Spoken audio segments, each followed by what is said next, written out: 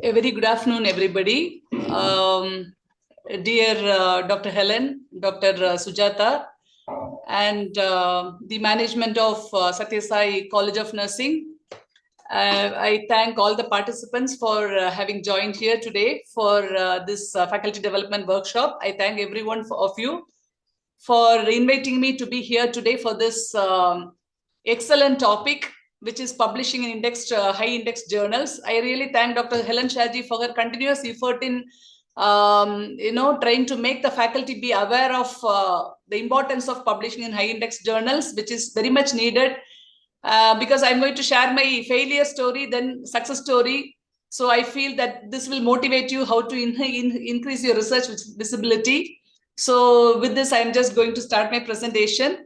So I'm Dr. Judie. I'm the Associate Professor and Director of Nursing Laboratory and Simulation Unit, College of Nursing, Sultan Qaboos University, Oman. These are my contact details, my email ID, my mobile number, as well as my office number. I always share these contact details to the public because I am always open for collaboration, and it is a matter of increasing the visibility. So when Dr. Helen Shaji gave me this topic, I was wondering whether I am a right person to talk on this topic. First of all, I should be a visible person. If I am a visible person only, I am eligible to talk on this topic itself. Therefore, I was looking at my Google. So I just went to Google and I just typed my name, Judie. So immediately 6 pages opened in my name. Then I was little convinced, okay, I have 6 pages of Google. That means 60 under 60 headings. I could see my progress in the field. Then I thought I am a right person to speak on this topic. Therefore, I'm happy to say that I have the visibility. And the visibility, especially my visibility, is mainly in research. Therefore, Dr. Helen Shaji has rightly chosen me for this topic. Thank you, Dr. Helen and Dr. Sujata, for opting me to this present on this topic. Well, so when we as researchers, we conduct a lot of research. So we always conduct many research, but we never try to publish in a good journal, or we don't publish it in a proper way. Even when I was there back home in India, I really did not do this work sincerely because I was not aware, and I did not receive proper mentoring how to publish in Scopus Index journals. Therefore, I published many papers in non-index journals, which when I came here, it was of no use at all. So therefore, it is when you are conducting research, we should also know how to disseminate it effectively to a wider audience through a proper databases. So this can actually increase our research visibility and impact. How this research visibility and impact can be measured through the citation, through the sharing, and when it is used by others. This way, when it is done, it will increase the research visibility and impact. So therefore, we should do all the activities to promote the research. That is very important. So when you are doing this research visible and accessible, we are getting noticed and we are able to create an impact, as well as it increases the reputation and chances of success. So all these are the benefits of increasing the visibility. So the research visibility and impact are the key parameters for the success of any research work. So the researchers are using a variety of methods and tools through which they can enhance their visibility. For example, many of us have a wrong perception that we can publish the work only when the work is done. No, it is not like that. We can publish the work from the discovery stage. What is discovery stage? When you're developing a protocol, when you're developing a proposal, that can be published in a journal so that people will review it and they will give feedback. So the academic audience will review it, the stakeholders will review it, and they will give feedback. These are the ways you can improve the proposal.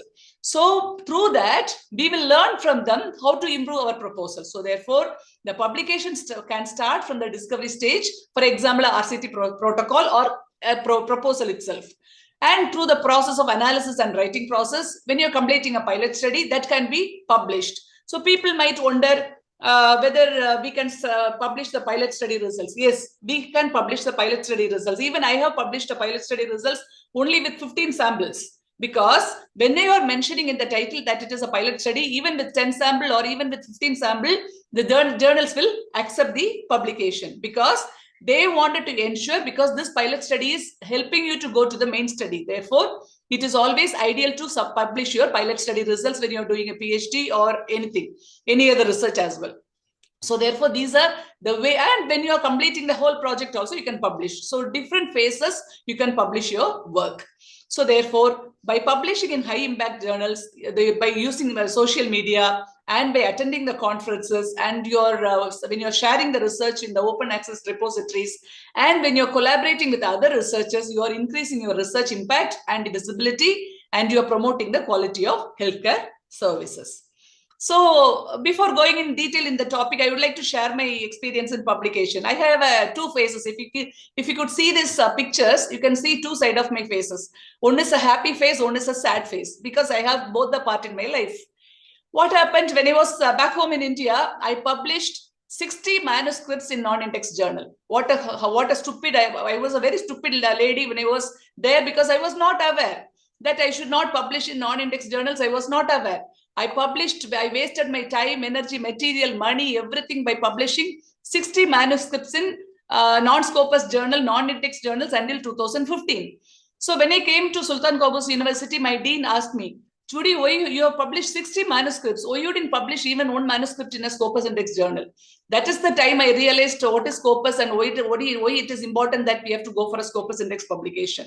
From that point, I started my publication journey. So until then, I had a very,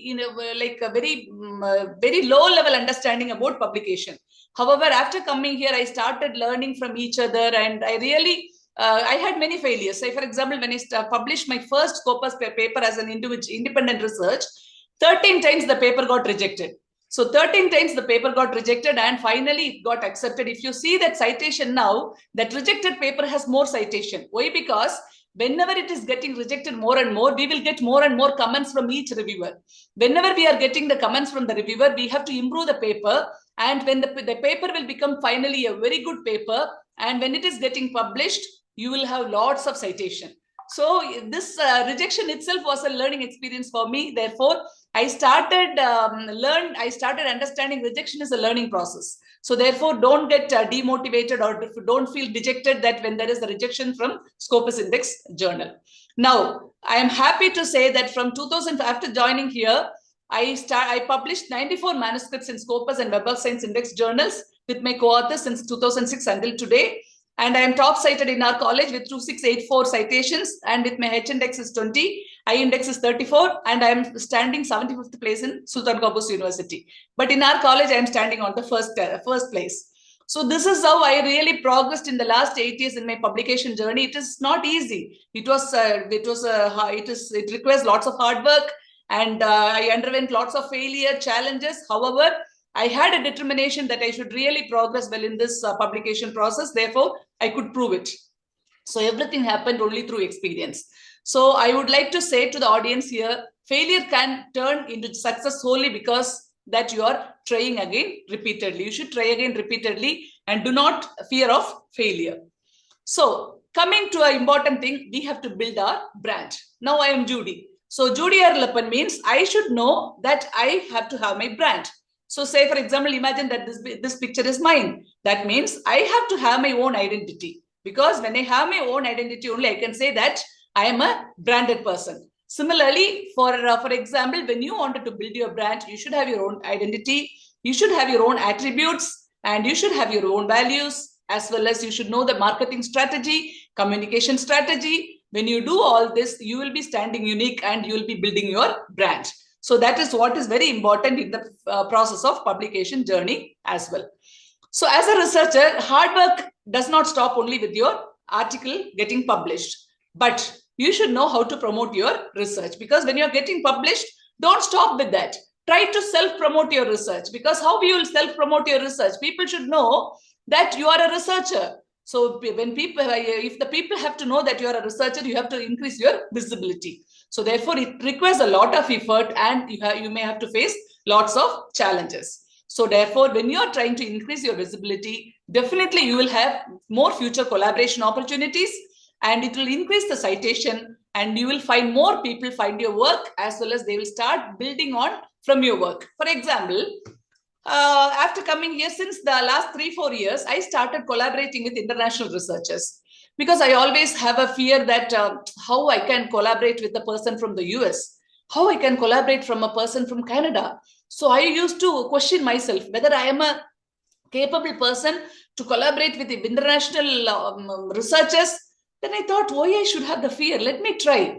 Then I started contacting the authors through the LinkedIn and through the different social media. I tried to reach them, and you will not believe, now I am with 5 researchers across the world, like US, Canada, China, and different countries, Australia. I'm with different countries. I'm collaborating in research because I self-promoted my research, as well as I enhanced my visibility. Therefore, in order to be having a brand, you should be authentic and you should be consistent, so that you can reach out to many people, as well as you can collaborate internationally and you can publicize your work.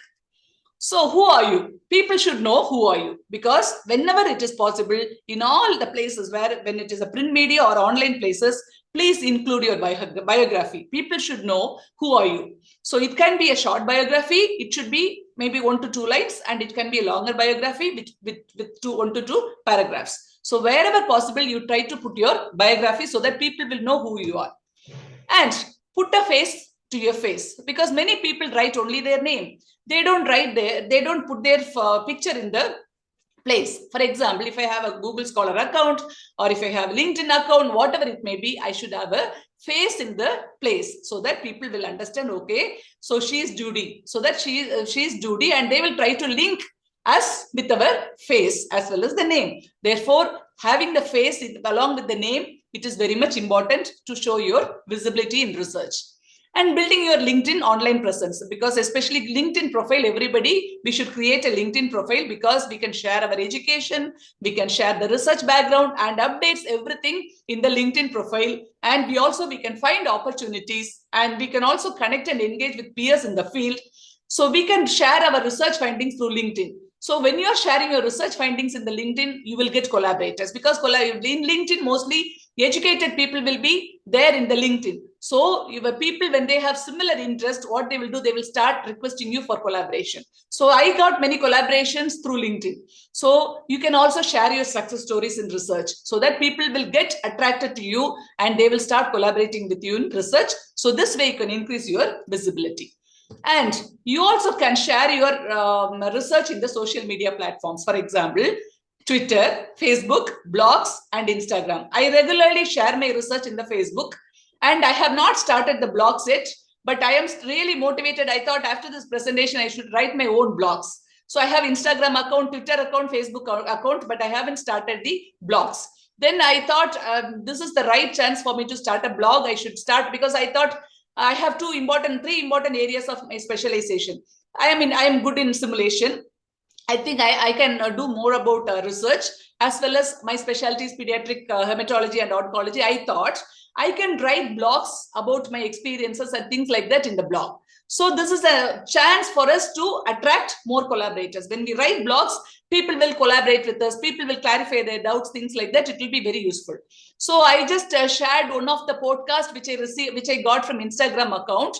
15 minutes podcast for researchers. So if you want, you can go to this link and you can just listen to that. So these are the ways you can share your research things in the social media platforms. And we should have our own website.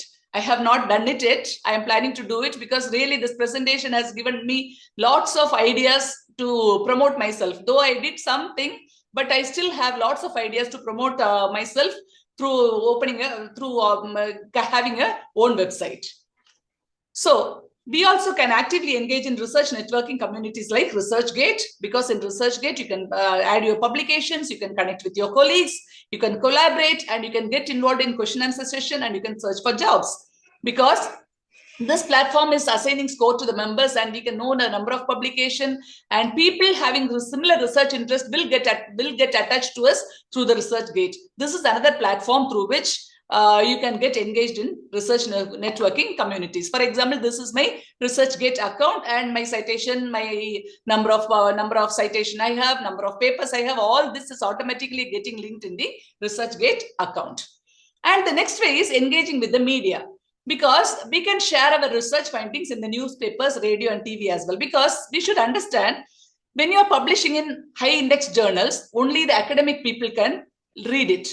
The non-academic people cannot understand it. Therefore, because when you're writing in terms of statistics, the non-academic people may not understand it. So therefore, in order for the common public to reach out our information, we should always share the information in the newspapers, radio and TV. For example, I conducted a study here about organ donation. So what I did, because the information about organ donation, I published in a journal. However, I wanted the local Omani people to understand about the organ donation, acceptance, things like that. So therefore, I published the same thing in an Arabic newspaper. Though I did not know Arabic, my friends helped me in translating my information into Arabic, and we published in Arabic newspaper. So this way, we can share our research findings with the public through radio, TV, as well as through the newspapers. This is another way. And publishing in high impact factor journals. So this already have been taken by somebody. However, internationally, because since I am working in an international organization, internationally, we are expected to publish our work only in Scopus Index journals as well as Web of Science Index journals. We are not permitted to publish in any other local indexing databases. Mainly, we are asked to publish only in Scopus and Web of Science indexed journals. So therefore, please start having your own account in these databases. So next process is submitting an article to your institutional repositories. Because when you are having an institutional repositories, for example, in Sultan Qaboos University, means Sultan Qaboos University will have an institutional repository. So what I can do is, based on the open access policies, I can make the version of my article freely available in the repository of the institution. So say, for example, when I am just doing this, I will be getting more and more citation, because there are two models, because you might have heard in the other presentations, because there are open access models as well as there are subscription models. In subscription models, the articles can be published free of cost. Only the subscribers will be able to download the article, and they will be able to cite the article, and the citation will be limited in the subscription model. However, it is free. People have a very wrong misconception. All Scopus Index journals and all Web of Science journals we have to pay. No, it is not the true. Actually, we have open access model as well as we have subscription model. When you are publishing in subscription model, it is totally free, and we can publish it, and only the subscribers will download it and cite it. For the first 24 months, which is called as an embargo period, the citation will be less. But after 24 months, they will remove the embargo period, and it will be openly available for the users. Similarly, in open access model, since we are paying in the open access model, we pay the article processing charges. When we pay the article processing charges, from the day of publication, the article will be made available to the use for everybody. So what will happen in this case? In open access model, from the day of publication, it is available across the world to everybody, so that everybody will download, everybody will cite your work. So therefore, in open access model, the citation will improve, but in subscription model, the citation will be less during the embargo period, and thereafter the citation might improve. So therefore, we should understand that when you are trying to put it in a repository, you can put it in the repository, the preprint of the article, not the accepted article. Because when you are putting it as an accepted article in the institutional repository, you will be, so the publishers may not accept it, because they have the embargo period. But the preprint version of the article can always be put in the repository of the institution. So therefore, when you are putting like this Google and other search engines will find it, and it will increase your research visibility, and people also will cite your work. So therefore, the studies have suggested that 22 to 44% of increase in the citation count occurs when you are putting your preprint in the repository of the institution. So please keep this in mind, that repository of the institution is a very good place that free accessibility can be promoted for the outsiders, so that this way, when you do that, so you will be having lots of citations.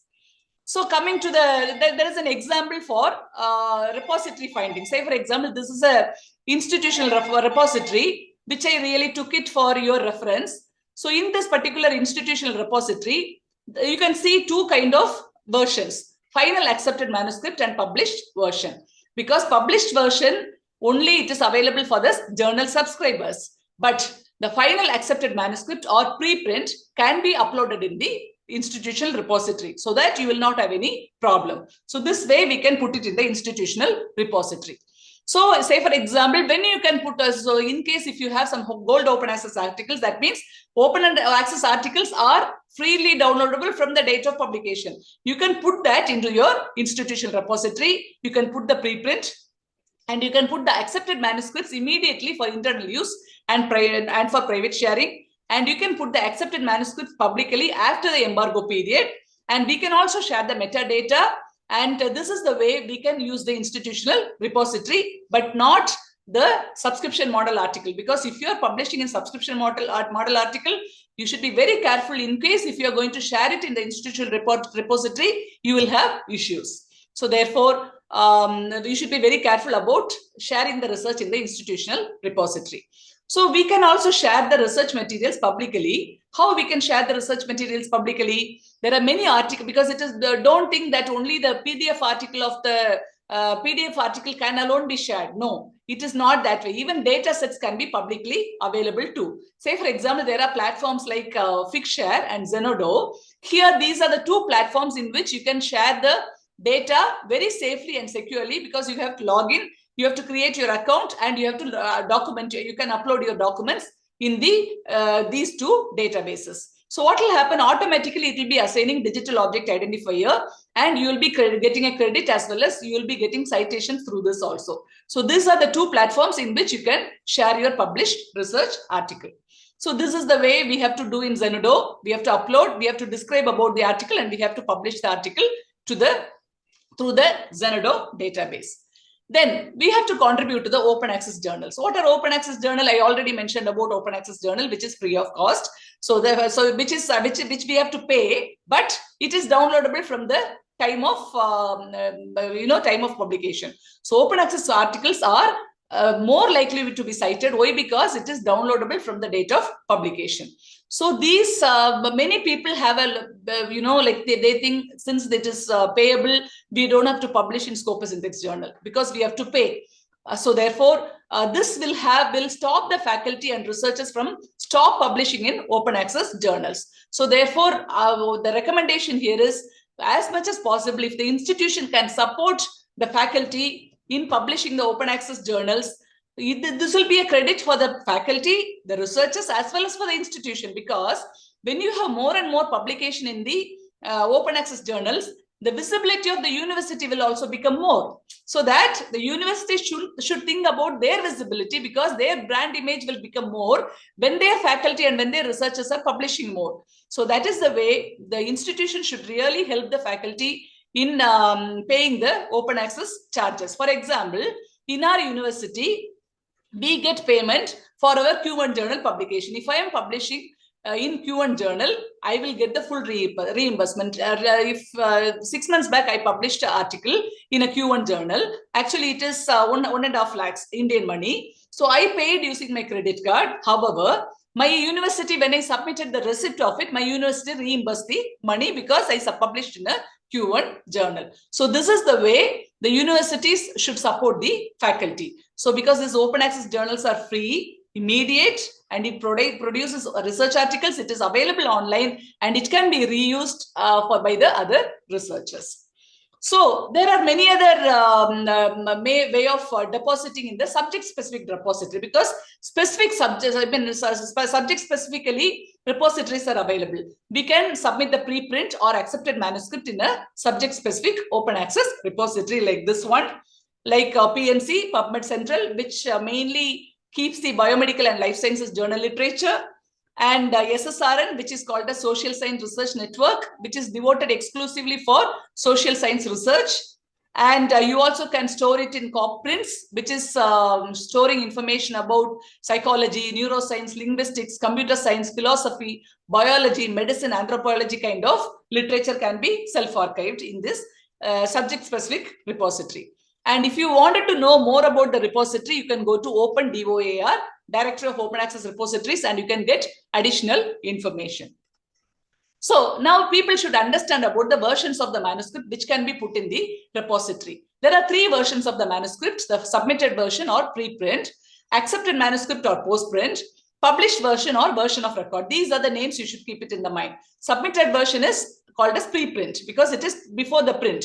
Accepted manuscript is we are about to go for the print. Published version is version of record. This is the final version of record.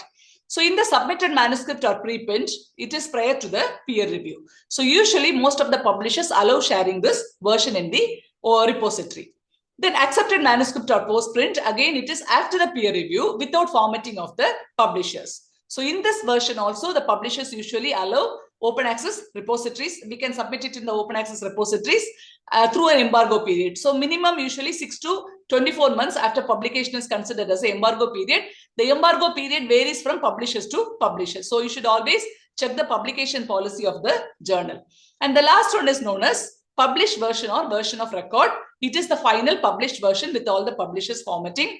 Here, the publishers do not allow this version because they don't allow you to keep this in the open access repository unless and otherwise it is a gold open access publication. In gold open access publication, you are paying and you are completely getting the rights for reuse. Therefore, in gold and open access alone, you can share the version in the repository. But the other versions you cannot share in the repository because the published version will not be permitted by the publishers if it is not a gold open access publication. So therefore, always please remember, check the open access policy, sharing policy or self-archiving policy before you share any of the information into the medias. Okay. So you also can see how can I share it. So when you read this, you will understand whether you are going in a proper direction in sharing the information. So you will not get into any copyright issues.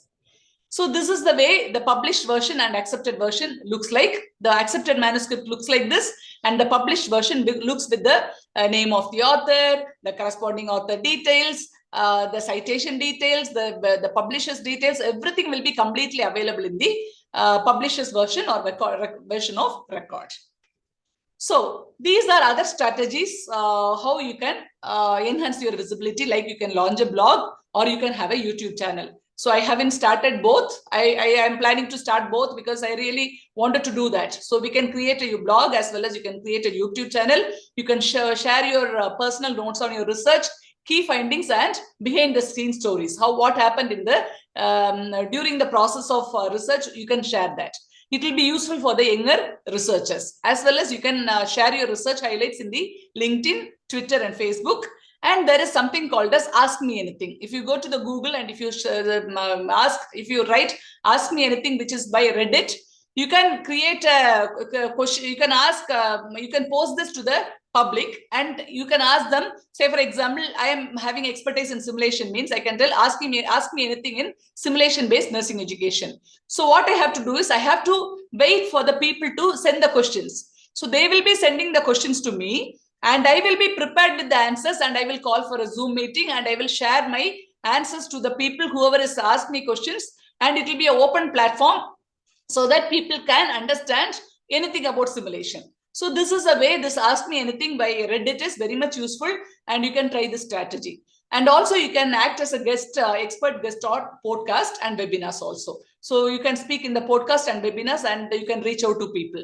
And you can have an email list having interested researchers, university colleagues and subject matter experts, and you can share the critical insights about your research to them through the email also. Also, you can create your research findings in the infographic in form of a picture and you can upload in the Pinterest or slides share. Also, you can remember to license your work through Creative Commons license, because when you are signing up this Creative Commons license, you are authorizing others to reuse your content without any plagiarism. Okay, so as well as you are giving authority for people to cite your work as well as reuse your work, and they can just they can replicate the study, but without creating any plagiarism. You are giving a right for you are giving a license to your work in this way by signing in the Creative Commons license. Apart from this, you can sign in the platforms like academia.edu and Mendeley also. And this is an example what I mentioned about Ask Me Anything. This is one thing, you can just try it. And the next one is researcher profile. This is a very important thing you should all remember. We all should have a researcher profile, because this researcher profile will maximize our research impact and we will get credit for our research output. So what we can do is, when you are having a researcher profile, it increases the visibility and accessibility, and it ensures that your work is attributed only to you. For example, ORCID ID. Every researcher should have an ORCID ID, because ORCID ID is like a national ID or a resident card. So where it will be giving a unique number only for yourself. No one else can claim your work that it is their work. So ORCID ID is like a important Aadhaar ID for you, so that nobody will misuse your work, or nobody will say that it is my work, because it is a unique identification number. It is exclusively available for the researcher. So in case if you have the same profile for a long term, or if you have a change of name or change of institution also, you can use the same ORCID ID. So the citation matrix can be identified. Say, for example, when you are using the researcher ID, Scopus author ID, or Google Scholar, you can have the citation matrix. But in ORCID, you cannot have the citation matrix. But all the articles or whatever is getting published, it will be automatically getting linked into the ORCID. So these are the main profiling you have to have. Every researcher should have ORCID ID, Scopus ID, Google Scholar ID, as well as researcher ID. So the first one is ORCID ID. So this is my ORCID ID, because everybody please create an ORCID ID. Most of you may have, but if you do not have one, please create an ORCID ID, so that all your research outputs will get linked to your ORCID ID. So this is the Scopus ID. In Scopus ID, when you are publishing, you don't have to create a Scopus ID. When you are publishing in a Scopus Index journal, automatically Scopus ID will be created. It is not necessary that you should create a Scopus ID. Okay, so automatically when you are publishing a work, automatically you will be getting a Scopus ID. For example, I did a blunder. When I joined this institution, I just I have two different profiles. 45 publications in one profile, 39 publications in another profile. But both are mine. What happened? Since I did not use my names, in some places I used Judie A. In some places I wrote A Judie. But in some places I wrote Judie Arlapan. In some places I wrote Arlapan Judie. This way, as I wrote, there is a confusion happened in the Scopus. The mistake what I did, I don't want you to repeat it.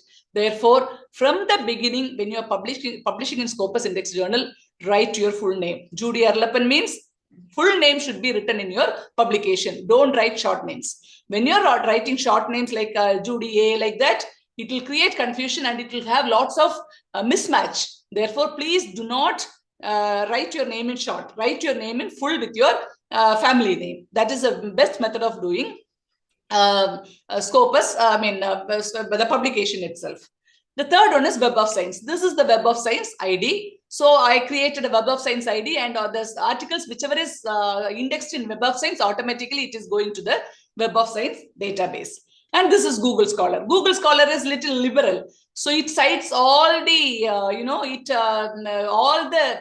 whether it is Scopus Index, non-Scopus Index, whatever kind of article I publish, everything will be getting linked in the Google Scholar account. Therefore, you have to be, this is not a very valid method of evaluating one's productivity. Scopus and Web of Science will have more appropriate method of evaluating your productivity in research.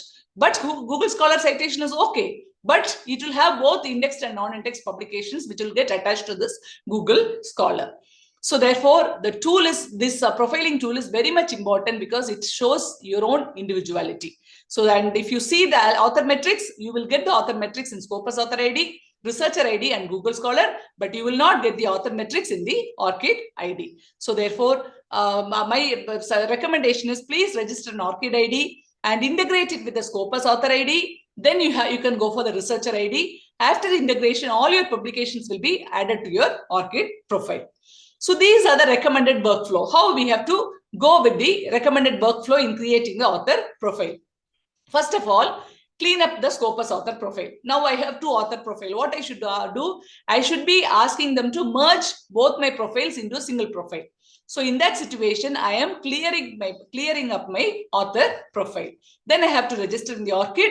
Then add my publications from Scopus to ORCID. Then I have to register the Researcher ID, which is otherwise called as loop. Then I should add my publications from ORCID to Researcher ID. And finally, check for duplicates, and manually, if it is not getting added from Scopus and Web of Science, will get automatically added. If it is not, if other articles are not getting added, you have to manually add it. So I will say step by step. So the first step is we have to start cleaning up the Scopus author profile. However, I have the same thing, the same problem I have. So now I have to clean up my Scopus author profile. So this incorrect and multiple profiles will create confusion. So that what I should do, I should clean up the Scopus author profile so that it should not affect my citation as well as H index. So what I should do, second and third step, after having a unique author ID in Scopus, I should register an ORCID account and I have to link it with the Scopus. By integrating Scopus with ORCID, what will happen? I will have all my publication of Scopus added into the ORCID profile. So the researchers will be able to identify the work in Scopus using either your ORCID ID or Scopus author ID. Then, now we have to go to the ORCID populated publication in the Scopus and we have to register the researcher ID account. Because researcher ID account we have to create, and then we should be pushing our work from the ORCID to the researcher ID. So automatically from our ORCID, the researcher ID, everything will go into the researcher ID, and you will have the publications identified in the researcher ID as well. So publication indexed in Web of Science will be automatically linked to the article page in the Web of Science from the researcher ID profile. And lastly, we have to check if there are any duplicate records in the ORCID, and in case if it is not getting added, you have to add it manually. So that these are the 6 steps you have to follow in having various author profiles. So now, apart from this, we can also increase our visibility through oral and poster presentations in international conferences. So what I can publish or what I can present it in the oral or poster presentation, I can present my proposals, pilot study results, main study results, all these can be presented in the oral and poster presentation. For example, I would like to say about the proposal. Since I am interested in simulation, what I did, I wrote a proposal about simulation-based research. So I wanted to go submit, because I have never tried submitting a proposal to a conference. So what I did, I have a conference in the US in January in California. So what I did, I just submitted my proposal to that conference, because it is a conference organized by Society of Simulation in Healthcare. So what I did, I submitted the proposal there, and I just wanted to see whether it will get accepted. You will not believe it got accepted 2 days back, and I got my fund approval also to go to US.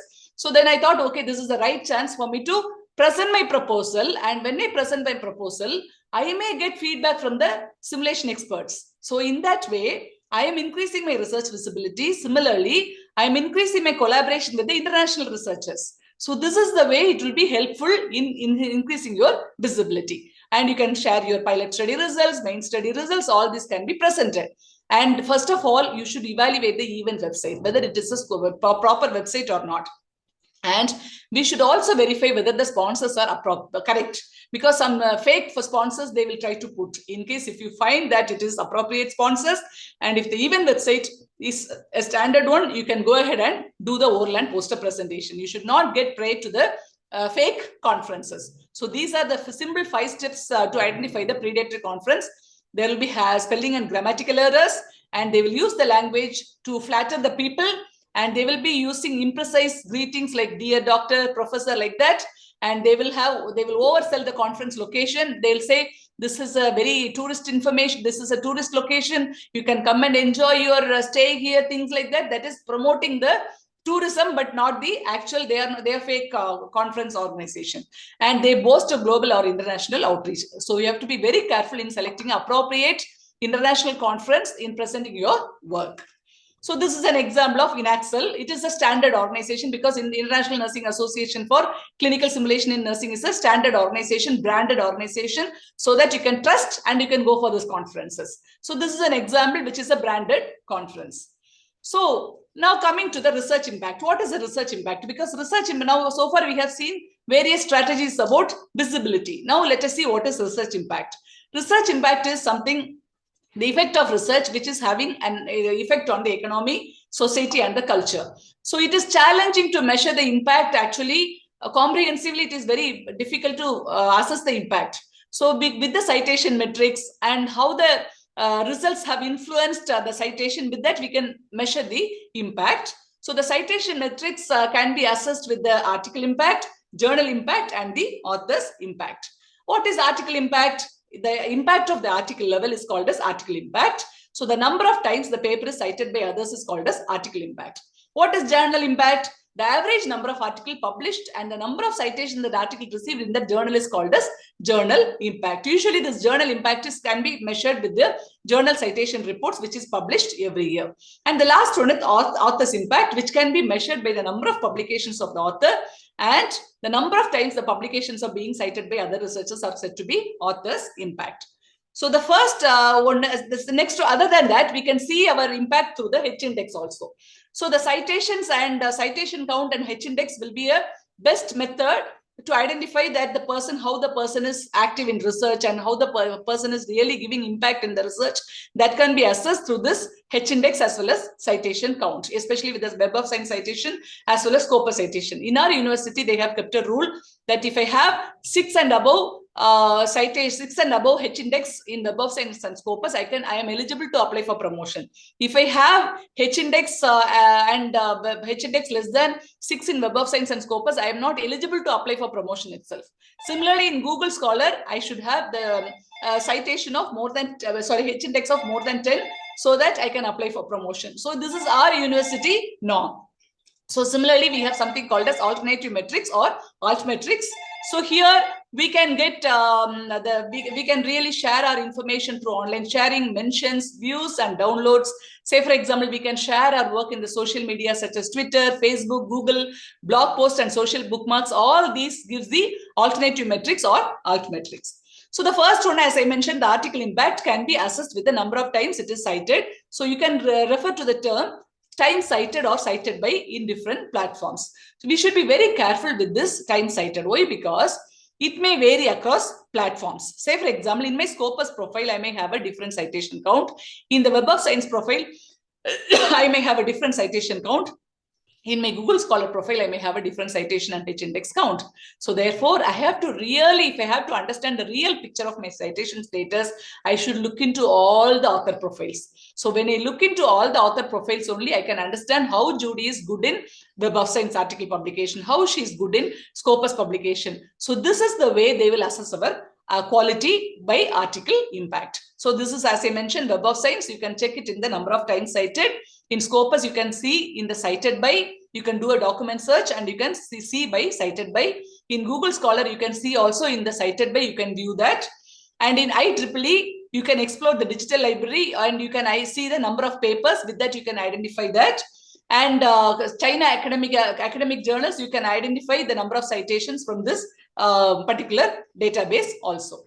Coming to the journal impact. Journal impact is average number of articles published and the number of citations the article received in that particular journal. Why we are seeing the journal impact? Because based on the journal impact only, we can decide whether this journal is good for publication. So I can decide on the publication based on the journal impact. So as I mentioned earlier, so the journal citation report is an indication that this journal is having a good impact factor. So this impact factor should be given based on the Web of Science data. That is the appropriate impact factor. You should be careful about it because many other impact factors are given in the websites of the journal, which is fake.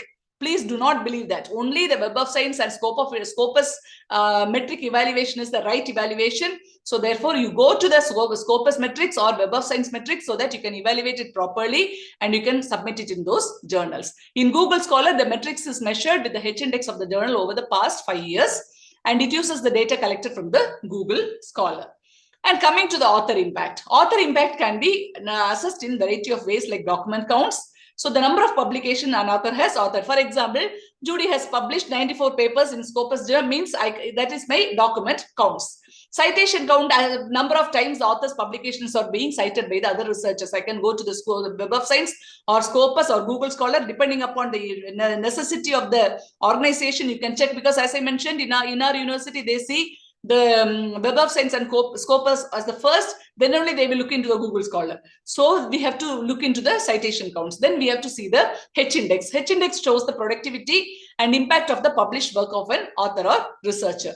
So the H index from the Google Scholar will be always high comparing to the Web of Science and Scopus. Why? Because Google Scholar will be attracting both indexed and non-indexed publication. Everything will be getting attached to the Google Scholar. Therefore, the citation will be more in Google Scholar than the Web of Science and Scopus database. What is I10 index? The number of publications with at least 10 citations, that is called as I10 index. So therefore, the document counts, citation counts, and H-index are available in Web of Science, Scopus, and Google Scholar, while I-index is only available in the Google Scholar. This is for your information. So this is an example of the H-index of my Scopus. And if you wanted to really find H-index from the database, go to Scopus, conduct an author search. And if you are not able to identify the author's name, you can put their ORCID ID and author's name and the affiliation. Then you can find the document counts and the H-index. Then you can find the citation counts every year. Every year, how many citations you have in that for that particular author also, you can assess it. And the last one is altmetrics. What is altmetrics? Altmetrics or alternative metrics or altmetrics is increasingly used because this is giving an immediate impact of the work. For example, when you're sharing something in the online, sharing mentions, views, and downloads of the scholarly works in social media such as Facebook, Twitter, Google+, blog post, or social bookmark, it is giving immediate impact of your work. So for example, the usage can be measured. The number of times the work has been viewed, accessed, or downloaded can be measured with the usage. For the mentions, the number of times the work has been blogged or mentioned in the Wikipedia, you can do that. You can assess that. Social media, number of likes on the Facebook or LinkedIn or tweets can be seen. And in the sites, you can see the number of citations the work has received in the Web of Science, PubMed, and Scopus. And in the captures and shares, you can see the frequency of work being bookmarked on Site You Like or being shared in Mendeley, etc. So these are the symbols with which you can identify the usage, mentioned, social media, sites, captures, and shares. So the tips to raise your visibility. What are the main tips to raise your visibility? The first is, it can be as simple as possible because we can improve the academic impact with the views and citations. As you all know that with the citations and the views, we can understand our academic impact. But apart from this academic impact, you can increase the visibility to attract more opportunities for collaboration. Because when you are publicizing your work, you will understand, you will get more opportunity for collaboration, as I mentioned earlier. Similarly, you can increase your impact in the society. For example, we do evidence-based nursing practice, evidence-based medical practice, all that we do. How do we do? Because the number of publications, when we get high indexed publication from scholars, what we will do, similar articles, the findings of similar articles, we will summarize and we'll take that evidence and we will create the clinical practice guidelines, and the clinical practice guidelines will be utilized to improve the clinical practice. So this is the way we are enhancing and giving impact of the research to the larger society. So therefore, before publicizing our work, we should know who are going to be the audience, who is going to utilize our research work. So that you have to tailor and design your communication strategies appropriately, because it should be fitting to the academic and non-academic people. Because every publication, whatever you do in index journal, non-academic people may not understand. Therefore, we should design it appropriately for the academic and non-academic people. So therefore, depending upon the purpose and type of your research, please decide that platform. So what is the purpose of your research? Now, first of all, we should ask this question to ourselves. Why am I doing research? Because whether I'm going to develop a theory or whether I'm going to build a new knowledge in the research field, I should ask the question to myself. Then I should also think that whether I'm going to solve a real world problem or whether I'm going to improve an existing situation, I should ask this question also to myself. Then when you understand the purpose, then you can really decide, okay, so this is the purpose of my research. So this is what I'm going to do. Who are going to be the stakeholders of your research? Who are going to be utilizing your research? So the people who are going to be interested and who are going to be benefited in your work are going to be the stakeholders. For example, in our university, I said the money will be given back. Say, for example, when I used 1.5 lakhs money for my publication, I got the whole money back. Why? Because the university wanted visibility for them. So it is giving recognition to the university. Therefore, the university is supporting in the publication process, and it is a kind of motivation for the faculty, that the faculty are encouraged to publish in Q1 journals. This time it is enhancing the visibility of the university, it is enhancing the visibility of the researcher, as well as ultimately it is going to benefit the society. So therefore, we should think about that, as well as we also should think how it is going to give the impact on the industry and society. And also we should know the target audience, who are going to be the specific stakeholders, so that we can decide on the platforms, media, and language to communicate our research to the non-academic and academic people. So we have to decide whether they can get access to our work. Why? Because If it is not an open access, people will not be able to get access to your work. So therefore, try to publicize your work in open access, which is totally free. As I mentioned earlier, try to publish in open access journals, and you should try to put your preprint in the institutional research archive or repository, so that another additional thing is you can put your research data in the data repository or publish them in a data journal. Through this also, what you're doing, you are encouraging your other researchers to reproduce your own research, as well as it is getting more accessible through the future research.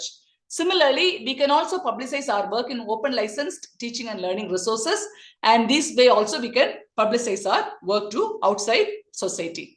And we have to decide whether they can understand our work. That is the reason I said we always should keep the non-academic stakeholders in mind, because they are non-scientists. They may not understand our language. So we should put it in a way that it is reaching people through social media, like public media, in the written form or in the oral form. There is a platform called as Qaboos. Through that platform also, you can reach out to the general public.